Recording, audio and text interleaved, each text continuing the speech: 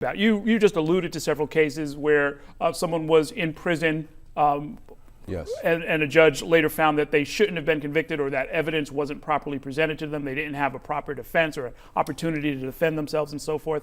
Is the only way to correct that in the voting booth? I mean, is that all you can do, is just change the prosecutor, or is there some other kind of consequence when something like the kind of injustices you're describing have happened? Well, you look at those cases that have made the papers recently.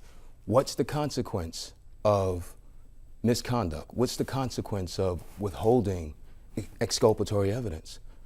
You have these lawsuits that are being filed against the Brooklyn DA's office and filed against the city of New York. Mm-hmm. And so there is another consequence in that people will lose faith in the integrity of the criminal justice system. And that's why we need someone who is going to stand up for all of Brooklyn. And we can't have different standards of justice based on where you live in Brooklyn. Every community in Brooklyn has to be treated the same.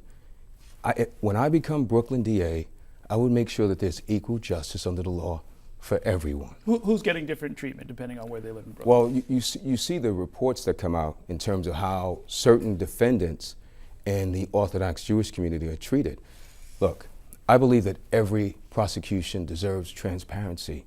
So you can't withhold the names of defendants who are accused of molesting children in one community, but disclose the names of those individuals who are accused of the same crime in other communities. There must be one standard for all.